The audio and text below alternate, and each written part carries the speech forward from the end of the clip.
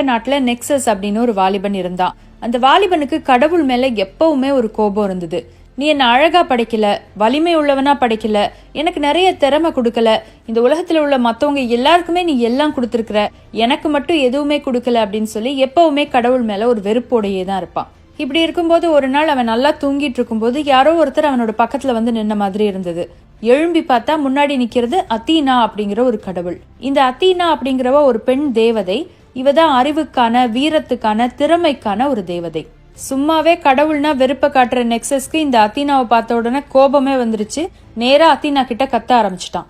அவன் பேசி முடிச்ச பின்னாடி அத்தீனா அவன் கிட்ட சொல்றா, நீ கேக்குற எல்லாத்தையுமே தரணும்னு எனக்கும் ஆசையா இருக்கு, ஆனா அதற்கான உரிமை என்கிட்ட இல்ல. அதனால நான் உனக்கு ஒரு வழி சொல்லித்தரேன்.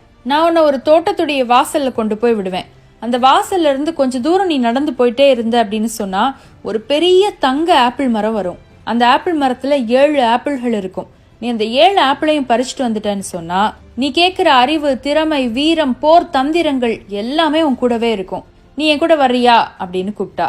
சரி, நான் உன் கூட வரேன் அப்படின்னு சொல்லி அந்த தேவதையோட கிளம்பி போனான். அந்த தேவதையும் தான் சொன்ன மாதிரியே ஒரு தோட்டத்துடைய வாசல்ல கொண்டு போய் அவனை விட்டுது. அவனும் நடக்க ஆரம்பிச்சான். திடீர்னு பார்த்தா அந்த தோட்டம் மாறி கீழே முழுசும் பாறைகளா கிடந்தது. அந்த பாறைகளை எல்லாம் பார்த்ததும் தன்னுடைய தலையிலே அடிச்சுக்கிட்டான் நெக்ஸஸ். கொஞ்ச தூரம் போன பின்னாடி பார்த்தா புதர் மண்டிய ஒரு பாதை வந்தது.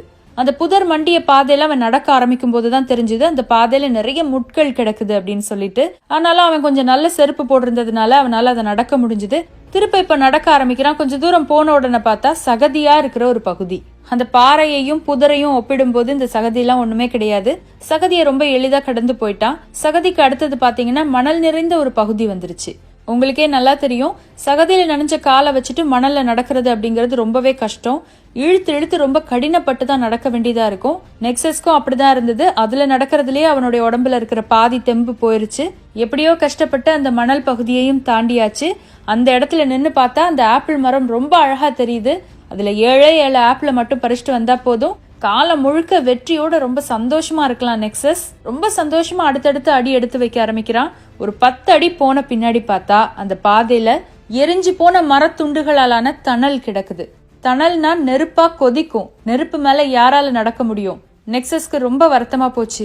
இவ்ளோ தூரம் நம்ம கஷ்டப்பட்டு தாண்டி வந்ததெல்லாம் வீணா போக போதே. இப்படி ஒரு வாய்ப்பை தரதுக்கு தெய்வம் இந்த வாய்ப்பை நமக்கு தராமலே இருந்திருக்கலாம். இந்த அத்தீனா நம்மளை வந்து பார்க்காமலே இருந்திருக்கலாம் அப்படின்னு சொல்லிட்டு மறுபடியும் கஷ்டப்பட்டு கொஞ்சம் கொஞ்சமா நடந்து அந்த தோட்டத்துடைய வாசலுக்கு போய் பார்த்தா அங்க அந்த அத்தீனா தெய்வம் நின்னுட்டு இருந்தா. என்ன ஆப்பிள் பறிச்சுட்டு வந்துட்டியா அப்படின்னு இவனை பார்த்து கேட்டா. ஆமா ஆமா, நீ ரொம்ப சாதாரணமான பாதையை எனக்கு கொடுத்துருக்கிற பாரு, அந்த பாதையில போய் ஆப்பிள் பறிச்சுட்டு வர்றதுக்கு என்னால மட்டும் இல்ல, யாராலையுமே அந்த பாதையில போக முடியாது அப்படின்னு சொன்னான். இப்ப அத்தீனா, நான் உன்னை கூட்டிட்டு போறேன் அப்படின்னு சொல்லிட்டு அவனை கைய பிடிச்சு அந்த பாதைக்கு கூட்டிட்டு போனான். அவ கூட போகும்போதும் முதல்ல அந்த பாறைகள் வந்தது. 2 பேரும் ரொம்ப கஷ்டப்பட்டு அந்த பாறை மேல நடந்து போனாங்க. அடுத்ததா ஒரு முட்பாதை வந்தது.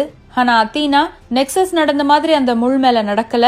தான் இதுவரைக்கும் கடந்து வந்த அந்த பாறைகளை எடுத்து இந்த முள்ளின் மீது போட்டு அந்த பாறையின் மீது தனது காலை வைத்து அந்த இடத்தை கடந்து போனா. நெக்ஸஸுடைய மனசுல இப்போ நமக்கு ஏன் இது தோணாம போச்சு அப்படிங்கிற சிந்தனை வந்தது. இப்ப அடுத்ததா அத்தீனாவும் அந்த சகதியில தான் நடந்து போனா, அதே மணல்ல தான் நடந்து போனா. கடைசியா அந்த நெருப்பு தணல் கொண்ட பாதை வந்ததும் தான் இதுவரைக்கும் கடந்து வந்த அந்த மணலை கைய வச்சு கொஞ்சம் கொஞ்சமா எடுத்து அந்த நெருப்பு பாதை மேல போட அந்த நெருப்பு பாதை அணைந்தது. அந்த பாதையை ரொம்ப எளிதாக அத்தீனா கடந்து போனா. அந்த மரத்துல இருந்த ஒரே ஒரு ஆப்பிள் பழத்தை மட்டும் பறிச்சு அவன் கையில கொடுத்துட்டு சொன்னா, உன்னுடைய வாழ்க்கையில ஏன் முன்னேற்றம் இல்லைன்னு தெரியுமா? நீ எந்த ஒரு காரியத்திலயும் இருக்கிற நிறைவை பார்க்காம அதுல இருக்கிற குறைய மட்டுமே பார்த்துட்டு இருந்த. உன்கிட்ட எது இல்லைன்னு பார்த்தையே ஒழிய உன்கிட்ட எது இருக்குன்னு நீ பார்க்கவே இல்லை. நம்ம இந்த பாதையை கடந்து வந்தப்போ அந்த முள்ள பார்த்து நீ எரிச்சல் பட்ட. பின்னாடி கிடந்த பாறையை எடுத்து முள் மேல போட்டு நடக்கலான்னு உனக்கு தோணவே இல்லை. நீ இந்த நெருப்பை பார்த்து எரிச்சல் பட்ட, நெருப்பை பார்த்து பயந்த. அதனாலதான் நம்ம நடந்து வந்த மணலையே எடுத்து அதுல போடலான்னு உனக்கு தோணல. வாழ்க்கையில எரிச்சல் பட்டுட்டு இருக்கும் போது, குறை சொல்லிட்டு இருக்கும் போது, பழிய தூக்கி யார் மேலேயாவது போடும் போது நம்முடைய வாழ்க்கையில முன்னேற்றம் இருக்காது. என்னைக்கு நீ செய்யற காரியம் சின்ன காரியமா இருந்தா கூட, அதுல பல கடினங்கள் வந்தா கூட மன மகிழ்ச்சியோட அதை நீ பண்றியோ, அன்னைக்குதான் உன்னுடைய வாழ்க்கையில முன்னேற்றம் பிறக்கும் அப்படின்னு சொல்லிட்டு அந்த இடத்துல இருந்து மறைஞ்சு போனா அத்தீனா. இன்னைக்கு இந்த கதையில வந்த நெக்ஸஸ் மாதிரி நம்மளுமே பல நேரங்கள்ல நமக்கு ஏன் இது இல்ல, நமக்கு ஏன் இது கிடைக்கல, நமக்கு ஏன் கடவுள் இதை கொடுக்கல அப்படின்னு யோசிச்சுட்டே இருந்திருப்போம். இதுக்காகத்தான் மறுபடியும் ஒரு முறை சொல்றேன், உங்ககிட்ட என்ன இல்ல அப்படிங்கறத விட்டுட்டு என்ன இருக்கு அப்படிங்கறத பாருங்க. The most positive person will be the most successful person. நம்ம எந்த அளவுக்கு பாசிட்டிவா இருக்கிறோமோ அந்த அளவுக்கு வெற்றியும் நம்ம கிட்ட நெருங்கி வந்துகிட்டே இருக்கும். எரிச்சலோட எந்த ஒரு விஷயத்தையுமே செய்யாதீங்க. முழு அன்போட முழு கவனத்தோட மட்டும் எல்லா காரியங்களையும் செய்யுங்க.